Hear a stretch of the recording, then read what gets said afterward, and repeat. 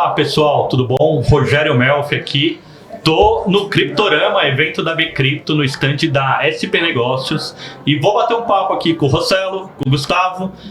Bom, começando aí, pedindo para todo mundo conhecer vocês. Rossello, se apresenta aí, por favor. Bom, em primeiro lugar, obrigado pelo convite, prazer estar aqui. Vim correndo para poder vir até aqui, para poder encontrar velhos amigos, né? Eu estou no mercado, para aqueles que não me conhecem, estou no mercado desde 2013. Já passei por vários segmentos do mercado, de mineração, a smart contract, e hoje a gente se dedica, na empresa nós temos dois produtos, onde a gente se dedica a uma carteira de autocustódia conectada diretamente ao sistema financeiro nacional, e o outro é uma API, ou um gateway, melhor, talvez, gateway não é o nome certo de falar, mas é uma API que a gente tem uma ponte onde a gente converte o USDT para real, real para o USDT, e esse é o nosso foco. Na nossa carteira, a gente tem única e exclusivamente 3 moedas, que eu acho que essas 3 moedas já garantem o mercado inteiro, já cobre quase todo o mercado inteiro, Bitcoin, o USDT, e a gente criou uma stablecoin pareada ao real, né, indexada ao real brasileiro, que é o virtual. Então é isso que a gente faz hoje, já tem pelo menos a carteira e toda essa tecnologia desde 2021, que a gente está dedicado somente a esses produtos. Mas como eu disse, já passei por vários setores, vários segmentos, então agora para mim está sendo bom porque eu estou focado em 2, então é mais fácil fazer bem quando você tem um foco garantido em pelo menos 2 coisas. Diferente você ter várias criptomoedas, várias coisas fazendo. Então, agora a gente está conseguindo entregar um produto muito bom por conta do foco. Boa, legal. Gustavo, por favor, se apresenta aí. Oi, obrigado pelo convite também. Meu nome é Gustavo Lopes. Eu tô nesse mercado há 2-3 anos também. Faço parte da equipe da Truther e da SmartPay. E principalmente tô na parte de ajudar na parte de desenvolvimento para ter uma melhor usabilidade, uso no dia a dia e sempre facilitar a vida do usuário no final do dia. Tá, boa. Legal. Bom, vamos bater um papo aqui. Eu vou começar um pouco. Você falou que já passou por vários setores, por várias coisas aí dentro de cripto.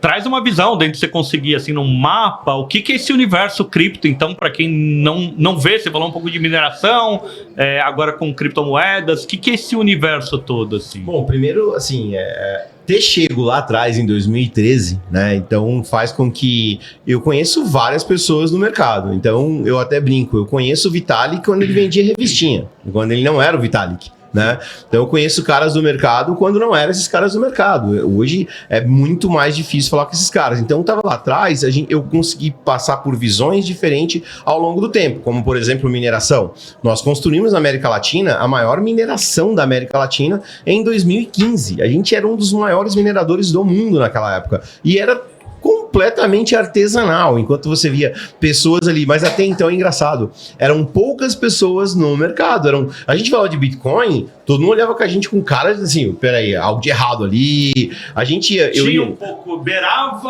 uma marginalidade. Exatamente, até por conta da história do Bitcoin. O Bitcoin, ele nasceu na marginalidade. Lembrem-se, aqueles que talvez não lembrem disso, o Bitcoin só escalou como escalou porque caiu na Deep Web. Porque o Assange foi bloqueado de usar Visa e Mastercard, e aí ele precisou usar isso, né? Então a gente tem que sempre olhar assim, as pessoas olham, não, é moeda disso, é moeda daquilo. Então a gente viu, olha que interessante, a gente viu sendo marginalizado, a gente viu, talvez tenha chance, deixa eu experimentar para ver como é que é. A gente teve os bancos repugnando completamente isso. Até outro dia atrás eu vi o Banco Laranja dizendo que ia encerrar a conta de todo mundo, inclusive a nossa, tomou um processinho, né? Mas beleza. Então a gente viu, e aí agora a gente vê os bancos dizendo, não, é super bem-vindo, a gente tem que ter reservas. E agora a gente tá vendo superpotências do mundo dizendo que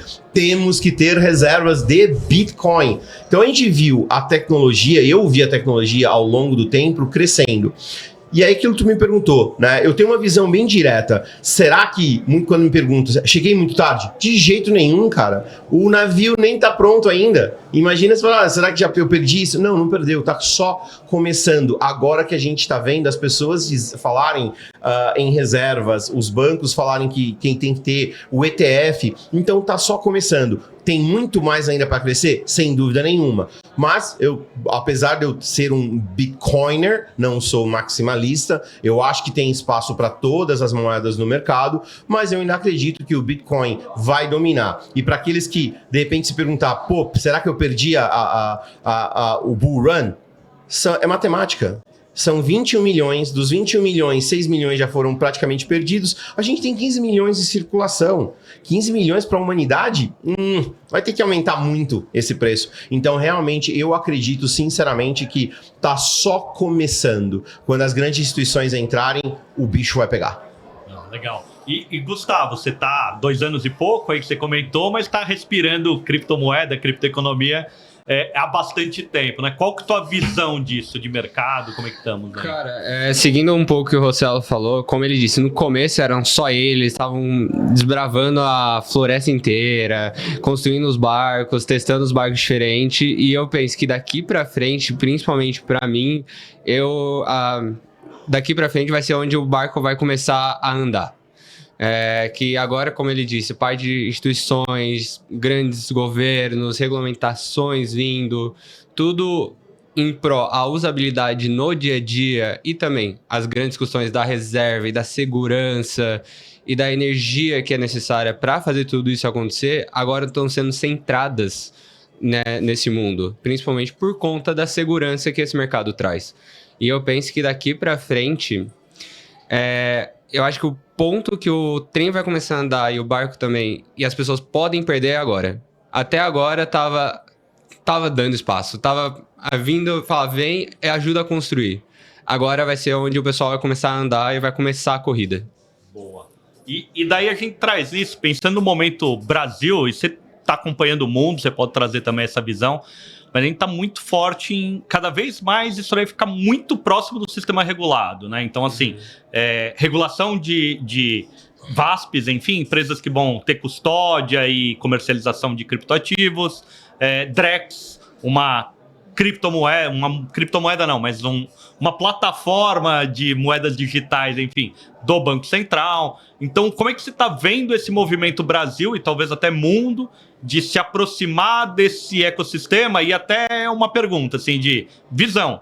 É uma competição? Soma? Vai ganhar uma moeda Bitcoin, Ethereum? Como é que você vê isso daí, assim? Cara, assim, eu acho que talvez, assim, as pessoas forem colocar o nome Rossello Lopes ali no Google, vai descobrir coisas, né?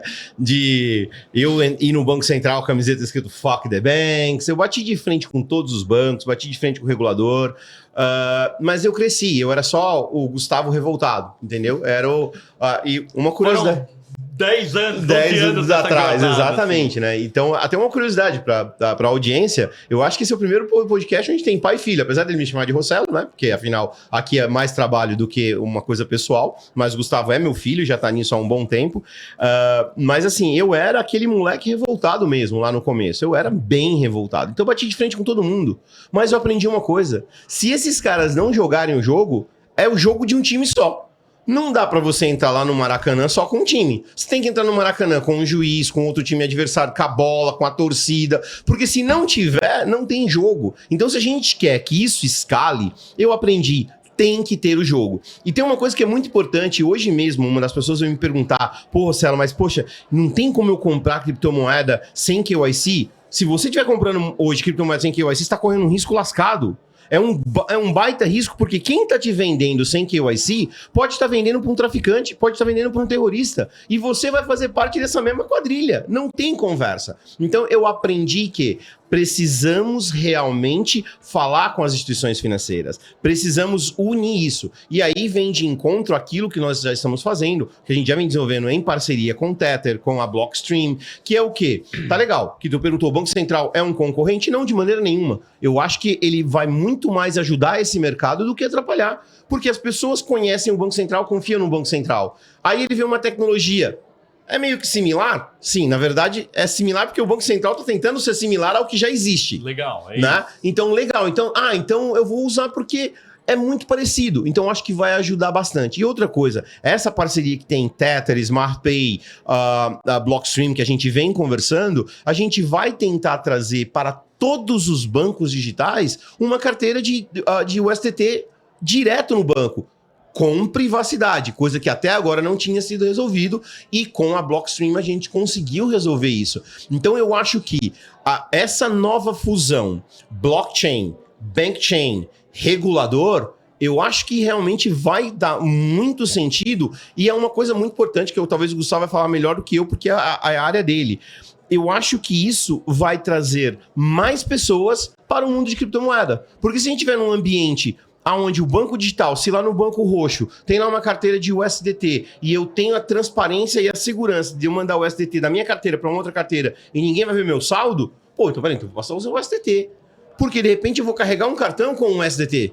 Então a gente realmente está tendo essa fusão. Precisava. Se a gente parar para analisar, Rogério, é uma coisa muito importante. A tecnologia bancária brasileira, apesar de ser uma das mais avançadas do mundo, mas quando a gente compara com blockchain, tá muito ultrapassada, cara. Tá muito ultrapassada. Então a gente tá olhando agora. Então tá legal. A gente já era avançado no mundo do sistema financeiro. Agora a gente vai dar um salto gigantesco. Então eu acho que essa fusão vai dar boa, mas precisa de algo que é uma boa interface, boa usabilidade. Boa. E daí traz um pouco pra gente, assim, isso que ele puxou, mas um pouco o que é Smart Pay, como é que funciona tudo isso? Bom, a Smart Pay hoje é o que ele falou lá no começo, que é a empresa que oferece a API, principalmente da parte do Pix para o USDT para Pix. Mas pegando o gancho no que vocês falaram, dessa parceria da Smart Pay com a Blockstream, com a Tether, vindo junto com o Banco Central, assim a gente espera, o que eu mais vejo no meu dia a dia do trabalho é justamente a dificuldade que o usuário final tem em entender o que é a blockchain. Porque a blockchain, ainda assim, é uma tecnologia nova.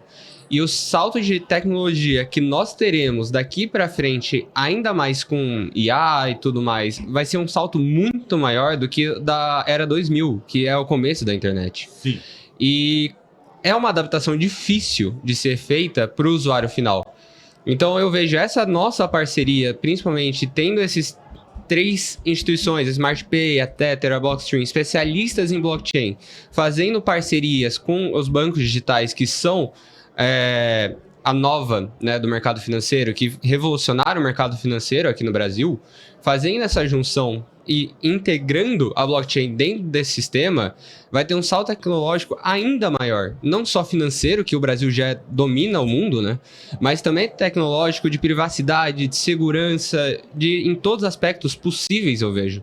Então, acho que a gente, na Smart Pay, junto, né, com todas as parcerias e governos, assim, espera, e instituições, a gente consiga fazer o melhor para ser usado no dia a dia. Porque eu penso que, cara, daqui para frente vai ter essa integração inevitavelmente. E, Rogério, tem uma coisa que o Gustavo falou que é importante, né?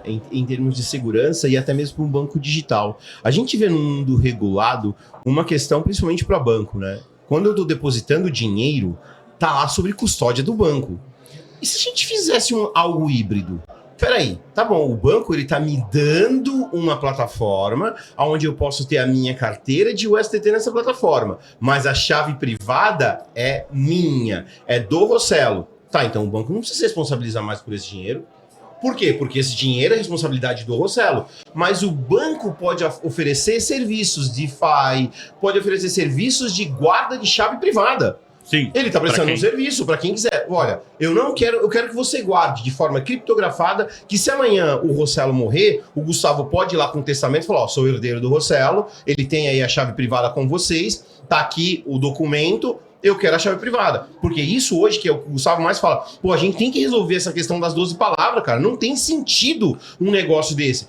Mas peraí, se a gente pegar a confiança que o indivíduo já tem no banco, porque é uma confiança, e eu tô dizendo, aqui você pode ter a confiança, você é o dono do dinheiro, o banco não precisa de um FDIC, não precisa pôr dinheiro para garantir, ele tá dizendo, cara, mas se você perder a chave privada, a gente tem um serviço aqui que eu posso guardar para você, de uma forma protegida. Então eu acho que por isso que esse é um dos momentos mais importantes, como o Gustavo falou. Até então era só teste, era só laboratório. Agora é para valer.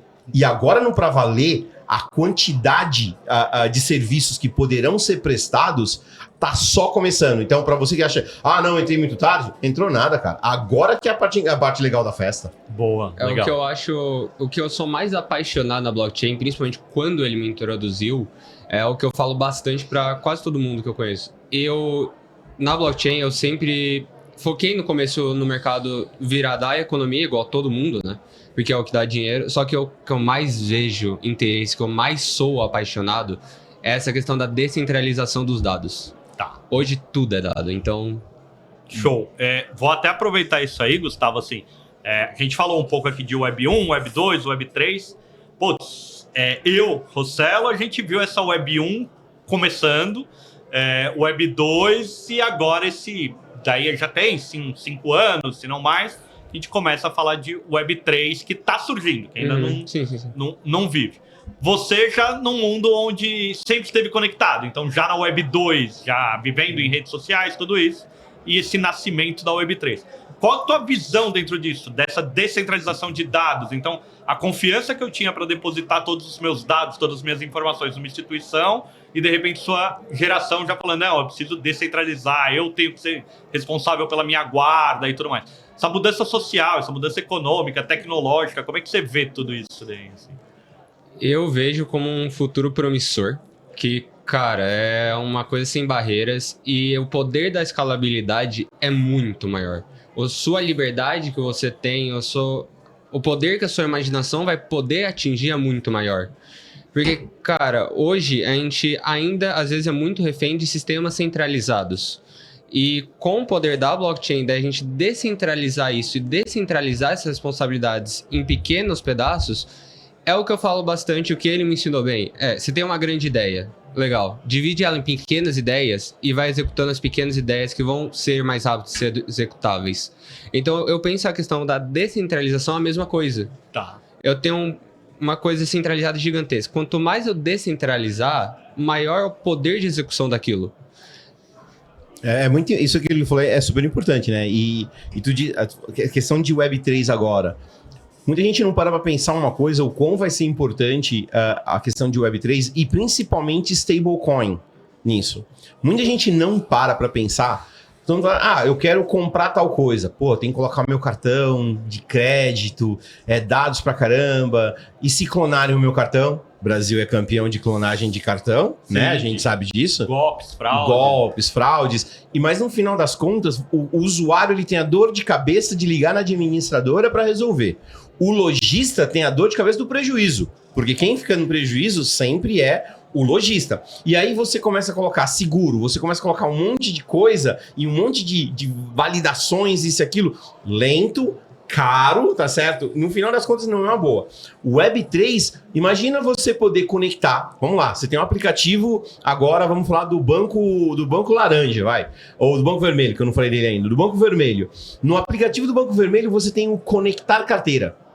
Você autorizou para aquela transação, o lojista tem a ciência daquilo tá ok, é instantâneo, muito mais barato e muito mais eficiente. Então a gente vai ver uma nova inundação desse tipo de aplicação por conta da velocidade e da segurança do pagamento. Mas o mais importante de tudo, nem todos os brasileiros conseguem ter um cartão de crédito. Sim. Nem todo mundo consegue ter uma conta em banco, mas eu te garanto que todo mundo consegue fazer download de uma carteira.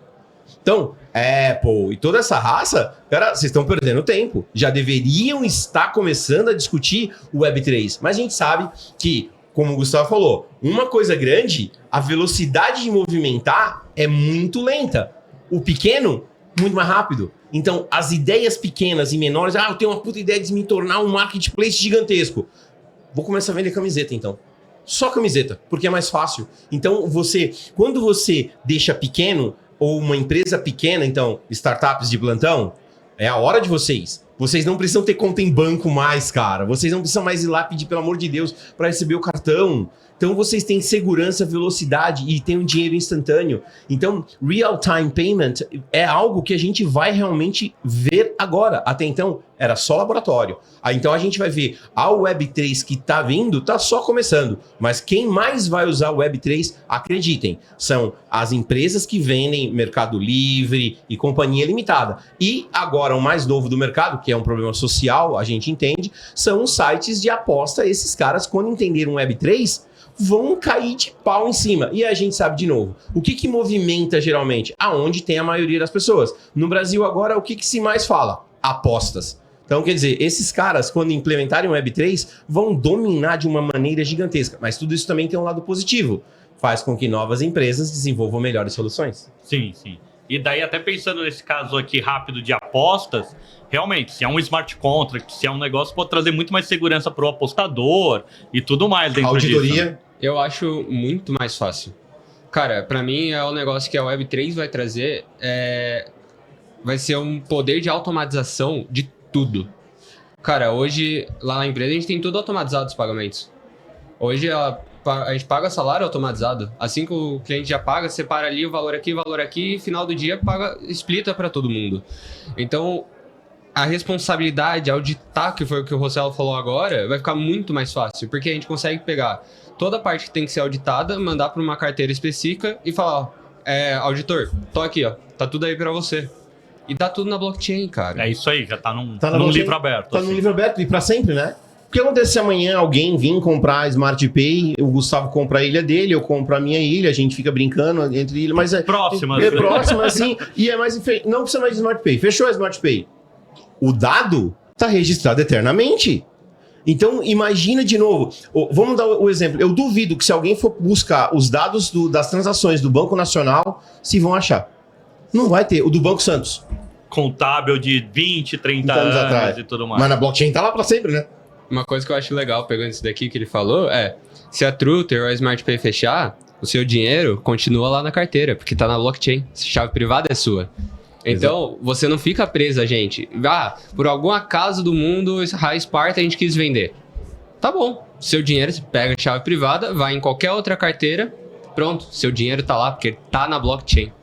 Cara, Rogério, eu vou ter que dar um exemplo de um camarada de Web3 que eu achei fantástico, cara, que eles fizeram. Era um site de aposta, e eles chegaram pra gente e falaram, pô, a gente não vai ficar no Brasil, a gente não quer operar no Brasil, mas me explica como é que funciona essa bridge, essa ponte aí de real para o USDT real. A gente explicou, falou, não, vai lá, cria a carteira, é assim, faz assado. Tá bom, passou 3 meses, o cara entrou em contato de volta com a gente, tamo pronto. Pô, que legal, 3 meses, pô, 3 meses, né? Por que vocês demoraram tanto para poder fazer o negócio? Não, porque agora é tudo via smart contract. Como é que é? Não entendi. A aposta é um smart contract. O camarada, ele gera esse smart contract, os apostadores, a carteira é do apostador, chave privada do apostador, o próprio site dele gera a seed, ele se conecta naquele smart contract, faz a aposta dele. No final, ele só publica o resultado. E quando ele publicou o resultado, o smart contract roda. É um Oracle que tá aí. É um Oracle que tá ali, paga. Todo mundo tem que pagar. Ele falou assim, cara, eu não preciso mais ficar com dinheiro de ninguém. Eu não preciso mais ficar em banco. Pô, por que vocês não me apresentaram isso antes? Eu falei, pois é, já existe há mais de 2 anos, né? E agora que a gente tá vendo. Então a gente tá vendo de um site de aposta que o cara ficou enfurecido com a regulamentação brasileira, foi procurar uma solução, foi lá em Curaçao, criou a empresa dele, falou, quem quiser vir apostar aqui é bem-vindo, basta ter o SDT na carteira e conectar aqui no site. Direto em Web3, sem banco, sem se preocupar com cartão, sem se preocupar com armazenamento de dinheiro dos outros, Sim. sem se preocupar com hacker, sem se preocupar com nada. Uma vez que ele publicou o smart contract e auditou, tá tudo certo, play, terminou, executa, pronto, acabou. E qualquer um pode ir lá auditar. É isso aí, tem uma vantagem. O que eu queria talvez explorar aqui com vocês é assim, nas últimas décadas a gente vê também o Bitcoin, ele surgiu e daí disso surgiu o blockchain e daí algumas outras redes, né, o Ethereum e tudo mais. E foi uma tentativa durante esses anos de usar em outros casos de uso, em logística, em NFTs, e daí você poder ter um tangível, uma figurinha que for, ou um ingresso, ou alguma coisa assim, um pouco em algumas situações fora do mercado financeiro, é isso que eu quero trazer. Tem alguns casos, assim, que vocês veem que tende a dar certo, assim, meu ponto de vista é que nenhum ainda despontou. Posso estar errado, e daí vocês trazem um aí, que vocês veem casos interessantes do uso da tecnologia, um pouco fora do sistema financeiro, ou não, ela tá mesmo para resolver, assim, ela foi criada para resolver não um problema, mas para criar uma nova tecnologia financeira. Se ela tá nichada para isso e realmente é isso, ou ela tende a expandir para outras coisas? Assim? Eu acho que não, cara. Até porque, por exemplo, eu vou dar o exemplo da gente. Todas as nossas transações são registradas na blockchain. Então não é somente sobre dinheiro. Até mesmo como, por exemplo, no nosso caso virtual, que a gente criou uma criptomoeda que ela é indexada ao real, lastreada em ouro, e a gente usa dentro da nossa carteira. Talvez é o único caso no Brasil, ou talvez o único caso no mundo que tem esse formato, tá? Então, o que a gente tem ali? Quando é feito a transação de virtual dessa carteira para essa carteira, dentro dessa transação vai todo um payload de informação, que se amanhã um regulador quiser ver, ele consegue ver. Então, eu não estou usando simplesmente para monetária, eu também estou usando para poder registrar dados. E no caso do virtual, é um caso muito interessante, porque o virtual foi criado em cima da Liquid. A Liquid, ela tem toda uma questão de privacidade. Carteira A não vê da carteira B, não vê saldo, não vê isso. Mas peraí, mas a gente precisa registrar a transação. A Liquid era um layer 2 do Bitcoin. Não cabe essa massa de dados dentro da blockchain. Pô, temos que usar outra. Então a gente está usando a Polygon para registrar dados. Então pensa assim, numa única transação, eu tenho uma blockchain relacionada a valor e eu tenho uma outra blockchain relacionada a dados, puramente dados. A gente está mandando 0 Polygon para um endereço de carteira para poder registrar aquela transação. Aí você me pergunta, pô, daria para usar outras coisas? Claro, eu poderia registrar o nome do Gustavo na blockchain. A gente já poderia, não tem o menor sentido patente ser registrada em banco de dados. Ótimo, é um caso que poderia ser interessante. Não tem o menor sentido. Deveria já estar sendo registrado numa blockchain. Domínio de site, galera, sério. Nessa altura do campeonato, tá registrado um domínio lá de um site dentro de um banco de dados. Tá, e o que acontece com esses bancos de dados amanhã, um dia, aconteceu uma desgraça, né? Ah, mas é centralizado, tem backup, tem isso e aquilo. Acontecem esses problemas. Então, patente, banco de dados, letra de música, uma série de coisas. Quando a gente está falando de registro de imóveis, eu não vejo, nos próximos anos, eu comprando ações de uma empresa sendo um pedaço de papel. É isso que eu vejo eu comprando um token ou talvez um NFT. Então, tem muita coisa. A tokenização está só começando. E tokenização, vale lembrar que tokenização não é só realmente relacionado a valor. Eu não estou dizendo comprar token. Eu estou dizendo, eu comprei um registro, eu registrei uma música, eu registrei um título, eu registrei uma ideia. Então, e pode ser que se eu quisesse transferir o direito dessa ideia para o Gustavo, eu posso transferir via token, via blockchain. Daí você faz toda a transação. É uma transação. Exato, rastreabilidade, tá registrando dados lá dentro. Então, eu acho que tem muito mais, eu acho que é muito mais em termos de registro de informação do que necessariamente valor monetário. Boa, legal. E daí é um caminho. Quer complementar alguma coisa? Cara, foi o que ele falou assim e pegou esse final. Que pra mim, hoje, eu cresci nessa tecnologia, né? Eu sempre... Minha vida inteira foi crescendo dentro do mundo de tecnologia e pra mim tudo é dado. Tudo se movimenta via dado. Eu mando uma mensagem no WhatsApp pra ele, é via dado. Eu mando um e-mail, é via dado. Tudo é dado. E um dos maiores casos de usos que eu acho que pode acontecer e que vai ser, cara, vai ser uma solução pra muito problema que a gente tem no Brasil é cartório. Tudo bem. Que, cara, eles são puramente papel. Você vai num cartório hoje, é mais papel do que pessoa. É isso, livro de registro e é livro mesmo. Tem mais papel ali, eu acho que numa cidade inteira. Então, cara, eu acho que quando a gente ter justamente tudo isso de dado, que é dado transitável, é tudo virar blockchain, tudo virar token, seja ele com valor ou não, porque querendo ou não, tudo tem um certo valor no final da história? Tem. Só que não necessariamente monetário. Então, cara, quando a blockchain entrar nesse mercado de verdade e entender principalmente um outro mercado que eu também acho que pode adotar bastante isso, é o farmacêutico, para tokenização de remédio. Receita, remédio, para validar o CRM do médico. Quando tudo isso se encaixar num sistema só, imagina uma blockchain do Brasil inteira só do setor farmacêutico, uma outra blockchain especializada nisso, porque a gente não precisa centralizar tudo em uma blockchain, porque até então a gente está falando de blockchain, então é descentralização. A gente pode fazer blockchains descentralizadas, especializadas para cada área. Então a gente pode fazer, quero só para coisas de cartório que é em relação a imóveis, que é junto com a CVM, tem que ter a aprovação de contrato da CVM ali. Beleza, estamos fazendo aqui. Então a gente tem como ter tudo isso transparente, ainda mais tanto pro lado do auditor, para ele ter a segurança que está tudo de acordo, mas também pro lado do usuário final, de a gente mostrar uma plataforma na própria internet ou no próprio aplicativo que ele consegue ver tudo ali. Falar, ó, tenho tudo isso daqui. Olha como tá tudo certo, tá tudo lindo. Tá público. Eu não tô dependendo de um banco de dados. Que se acontece alguma coisa... explodiu um cartório. E aí? Onde tá aquilo ali? Pra recuperar aquele direito daquela terra. Não, E daí eu queria aproveitar um pouco que você falou do cartório e tudo mais, queria a tua visão, assim, no mundo analógico. Então, lá nos anos 80, realmente sua identidade era teu RG lá, seu documento que você tinha que provar. Na internet, o Web 2 é um login e senha. Quando você vai para a Web 3, é sua wallet, sua carteira, talvez é sua identidade. Mas qual que é a tua visão aí, Gustavo? Rossello depois complementa, por favor. Mas de você ter um registro, enfim, da sua identidade na blockchain, que realmente seja uma identidade digital descentralizada para a pessoa, para a empresa. Eu tenho até um exemplo engraçado pra Legal. isso. Eu nasci e fui automaticamente registrado, certo? Ele nasceu, só foi registrado 2 anos depois. Não vamos entrar em detalhes aqui, não vamos entrar em detalhes. Fator regional. Não vamos entrar em detalhes aqui. Ele é um pouco mais velho, então, do que diz o documento. Mas então, por quê? Justamente porque tinha essa dificuldade de não conseguir registrar. Então eu tinha que ir em outra cidade para fazer o registro num cartório, num sistema muito análogo. Então aqui eu, podendo trazer o poder de tecnologia, quando eu for para fora, vamos supor, eu vou agora para os Estados Unidos.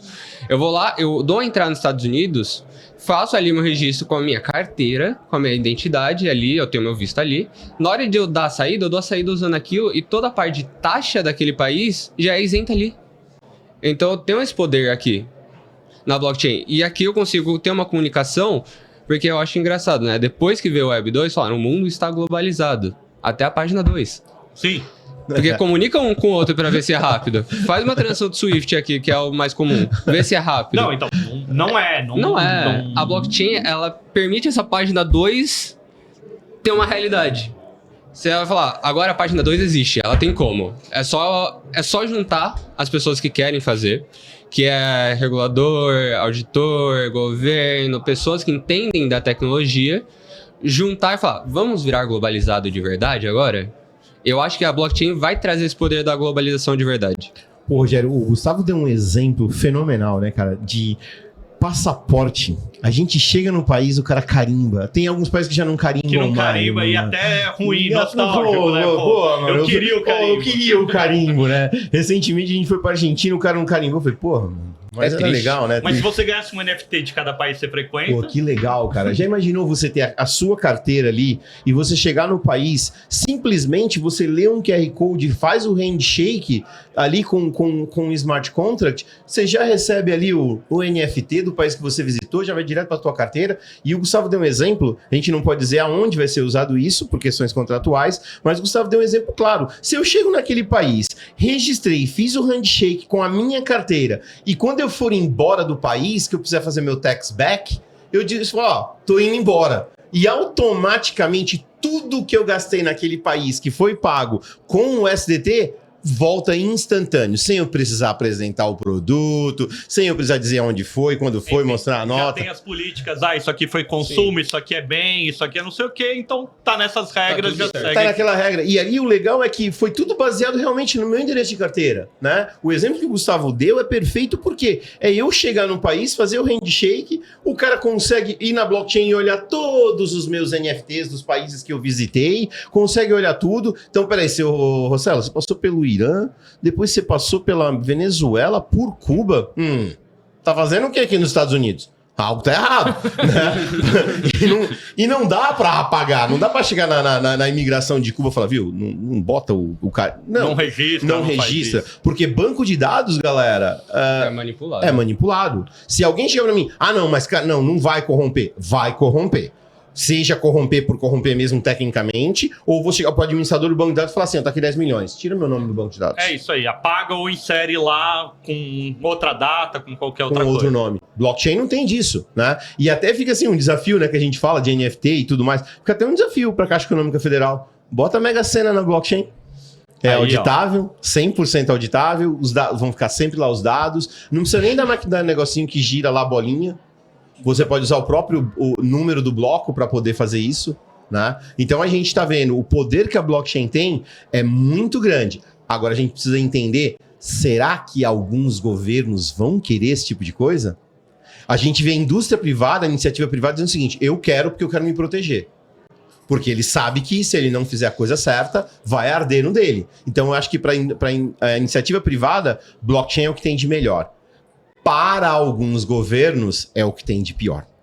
Entendi. Mas de certa maneira, daí é visão minha, assim, né? Mas aquilo que antes era um cyberpunk, era uma coisa, se aproxima o governo, enfim, algumas entidades, pelo menos, começam a olhar para aquilo e falar, não, isso aí tem sentido, é melhor eu adotar. Então é uma tendência, talvez, que essas coisas comecem a ser adotadas. Sim, mas em algumas regiões, pelo menos. Exatamente, mas Rogério, a gente passou por isso na internet.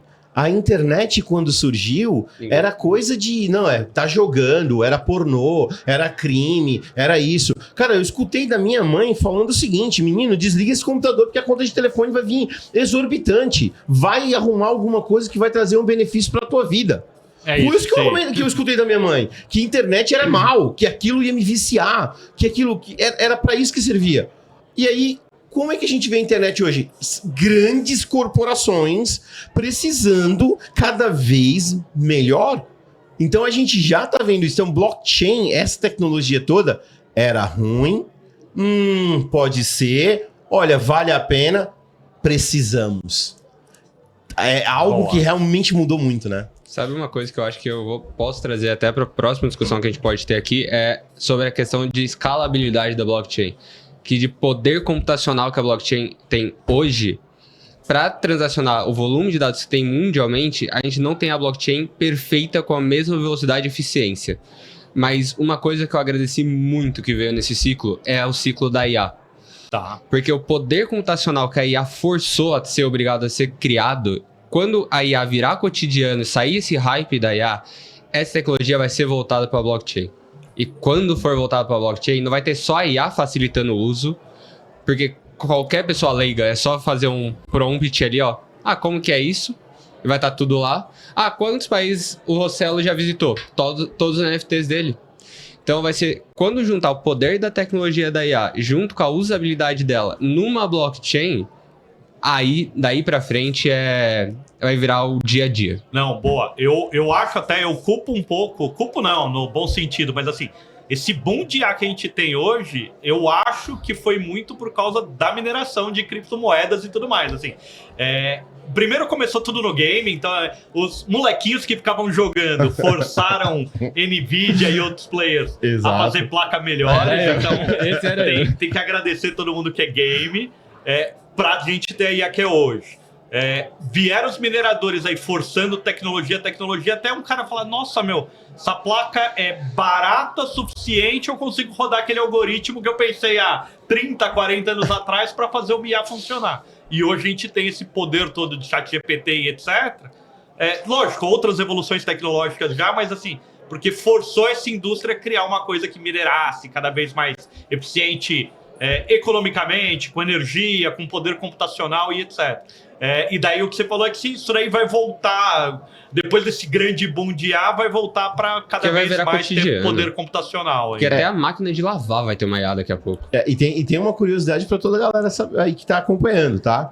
A Nvidia, inclusive, está sob investigação há um bom tempo, porque a Nvidia estava prestes a quebrar antes da mineração. Quando veio a mineração, os caras saíram de uma empresa com chance de quebrar para uma potência, porque comprava-se placa de vídeo pra caramba. E a Nvidia nunca avisou para os investidores que estava se dedicando a essa área de mineração, que era um risco, porque, querendo ou não, é uma empresa pública. Então, se você está começando a sua produção de placa de vídeo, começou a aumentar da noite pro dia, tu tem que dar uma satisfação para os investidores para que eles saibam, porque começaram, peraí, mas a Nvidia tá faturando, então vou começar a comprar ação. Mas era um negócio de risco mineração. Sim. Era de risco naquela época, era de risco. A gente comprou, sei lá, chegou a comprar lote de 10 mil placas de vídeo, e isso botou a Nvidia num spot que está sendo investigada até hoje por conta disso. Mas olha que interessante foi o que tu falou. Quando ver, peraí, mas eu tenho uma placa de vídeo que consegue rodar esses algoritmos? Peraí, vamos usar então para esse algoritmo que eu estou precisando. Porque uma diferença de placa de vídeo, você consegue rodar vários algoritmos diferentes dentro do processador, tá? Um ASIC, que é uma placa, uma máquina que usa ASIC para mineração, o processador ASIC, o nome é dado porque ele roda somente aquela instrução. Ele não roda outras instruções. Já a placa de vídeo, não. Ela consegue rodar vários algoritmos diferentes, várias coisas diferentes. E aí agora a revolução toda que foi o que por que da mineração? Tá usando muita energia. Você reduzir a quantidade de energia. Então tem que reduzir os nanômetros do chip da placa de vídeo. Então vamos reduzir os nanômetros. Então houve uma pressão gigantesca e de brinde você ganhou um processador para IA gigantesco. Então foi muito legal. Hoje placa de vídeo não se usa mais tanto para mineração porque se usa mais ASIC, mas se usa muito mais agora para inteligência artificial. E você vê, foi um mercado que pressionou para vir para outra. É isso. Pelo menos a minha leitura distante de tempo é um pouco isso que aconteceu. O pessoal de game tá triste porque é cada vez mais caro para o pessoal poder jogar. Né? Mas eu usufrui bastante das placas de vídeo que ele comprava. Depois que um legado. Um legado. Chegava e falava, tem como comprar uma a mais no pacote, não? Boa. E daí para fechar um pouco, a gente seguir aqui no evento... a gente tá numa fase agora, no último mês principalmente, Bitcoin todo dia bate recorde. Essa visão aí de criptomoeda, principalmente pensando em Bitcoin, ou outros, se vocês quiserem explorarem, que é isso? O que vocês veem de tendência? Cíclico, daqui a pouco de novo cai, enfim, e daí sobe de novo, ou não mais, daqui para frente é só subida. Tudo tem ciclo. Fiquem à vontade. Cara, eu penso assim, Bitcoin é uma questão só matemática, tá? Então a gente tem 21 milhões... Isso, você tem que introduzir um pouco, mas por favor. Tem 21 milhões de Bitcoins que vai existir, 6 milhões já era, não tem conversa, vai se perder ao longo do tempo. A gente tem 15 milhões disponível no mercado, pronto, acabou. 15 milhões com os fundos de investimento comprando Bitcoin... Você que está escutando esse podcast aqui agora ou assistindo esse podcast, eu vou te dar um seguinte. Quer ajudar o preço a subir? Compra e guarda. Sabe por quê? Porque o Michael Saylor vai chegar uma hora que ele vai ter que aumentar o preço, ele vai ter que aumentar a oferta, porque eu preciso comprar Bitcoin. O meu Bitcoin, Michael, é 1 milhão, velho. Se você quiser comprar. Então, se você guarda e está fazendo hold desse Bitcoin, você está tirando o Bitcoin de circulação, tornando ele mais escasso ainda. Para que a audiência saiba, existe uma estatística de apenas 3 milhões de Bitcoin circulante. A gente está dizendo que tem 12 milhões em hold. Que as pessoas estão sobrevivendo com 3 milhões. Quanto mais você comprar e guardar, melhor é. Mas fica a dica, faça isso com cautela. Eu falo para todo mundo, qual que é a minha estratégia? A minha estratégia, toda segunda-feira, eu fecho o olho, vou lá e compro R$500 de Bitcoin. Independente do preço que tá. Segunda-feira, 10 da manhã, vou às compras. Vou comprar R$500. Marcelo, mas sério que você compra? Eu compro só R$500 mesmo. Toda segunda-feira. Esse é o meu pessoal. E vou deixar ali em hold para sempre. Então, hoje eu vejo o Bitcoin sendo realmente a base, e a gente vai ver como no futuro sendo o lastro para outras moedas. É claro, como eu disse, eu não sou maximalista. Eu vejo outras moedas como, por exemplo, Tom, o próprio Ethereum, que eu não gosto muito, Polygon, que eu odeio, Sui, Solana, mas tem usabilidade. Criptomoedas que de alguma maneira têm usabilidade, mesmo a Polygon que eu não gosto, mas a gente usa pra caramba. Eu não gosto porque tem problemas, mas a gente usa. Mas tem uma usabilidade que é o quê? Permitir que eu use a blockchain deles. Porque se eu não tiver para pagar o pedágio, eu não posso usar. Você não consegue usar. Então, eu fiz um NFT, por exemplo. Amanhã, digamos que eu comprei ações, sei lá, da Petrobras tokenizada e é um NFT na rede da Polygon. E eu quero transferir para o Gustavo. Se eu não tiver Polygon, eu não consigo transferir. Então, tem usabilidade. Então, algumas moedas que têm usabilidade, eu vejo sim. Mas a dica que eu dou para todo mundo sempre é: tenha cautela. Do Bitcoin, que é limitado, tenha ele no seu portfólio. Eu só posso comprar R$100. Compra R$100. Eu posso comprar só 50, compra R$50. Por quê? É matemática. Se a gente parar para analisar que são 15 milhões que vai ter disponível no mercado, o que você tem que pensar, 15 milhões para 1 trilhão de habitantes no planeta Terra, vai precisar subir muito para todo mundo. E uma última curiosidade que eu até postei no meu Twitter, vou até divulgar quem foi que ganhou. A gente já passou de R$500 mil por Bitcoin. Quando um Bitcoin chegar a R$1 milhão, significa que um Satoshi vale 1 centavo de real. Então, você tem que torcer para um Satoshi valer 1 centavo de real amanhã, porque significa que o Bitcoin vai estar valendo R$1 milhão. E é pura e simplesmente tempo e matemática. Por quanto tempo esses 15 milhões vão aguentar? Essa é a regra.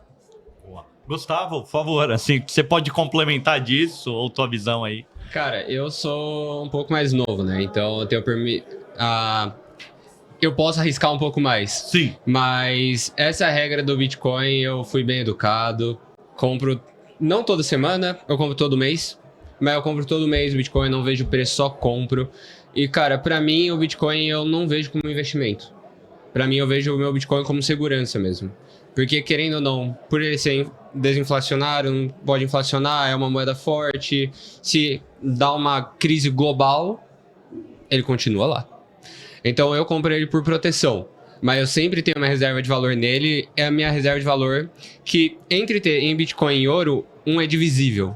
Então eu posso comprar R$10 de Bitcoin se eu quiser. Fracionado do jeito Exato. que você tem disponibilidade Então, naquele cara, momento. se você não tem a condição de comprar uma reserva de valor e não quer estar numa reserva de valor...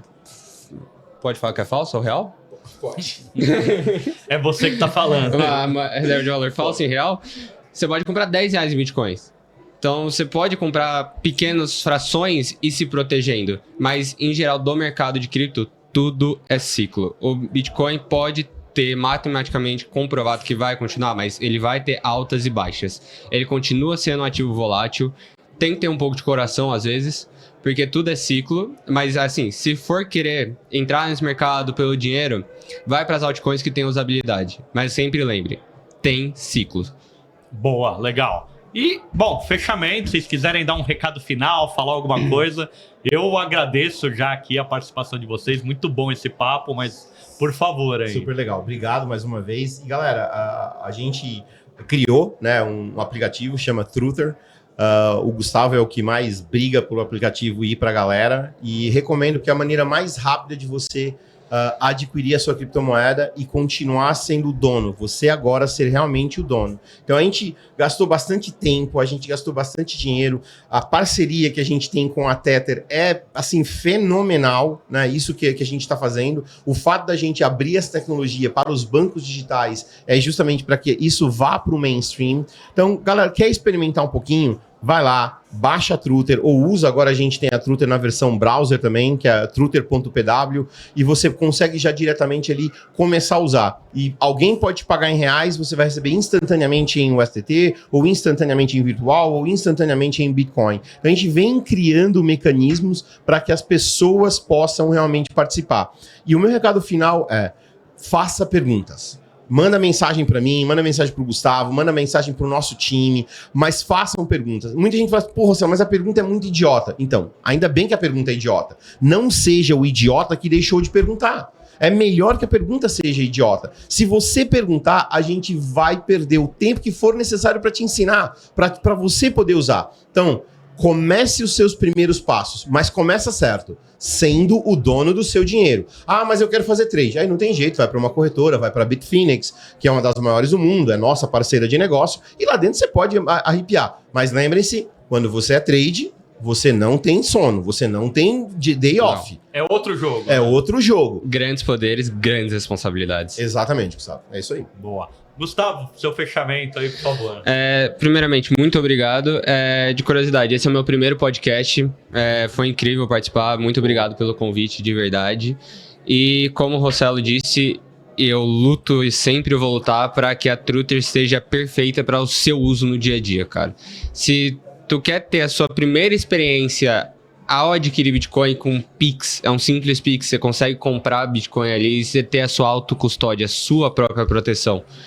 Então, eu vejo isso como um grande poder que eu tenho em mão, só que é aquela questão, se é o dono da sua chave, se é o dono do seu dinheiro, mas isso traz muita responsabilidade, e se tu perde a sua chave privada, tu perde o seu dinheiro. Então, tudo é questão de cuidado e segurança. Boa, muito obrigado. Cara, valeu, galera. Agradeço Muito demais obrigado. aí a participação de vocês, agradecer aqui a SP Negócios, você deu o espaço aqui, o stand deles pra gente bater esse papo dentro do Criptorama, evento aqui da AB Cripto. Valeu, muito obrigado aí, pessoal.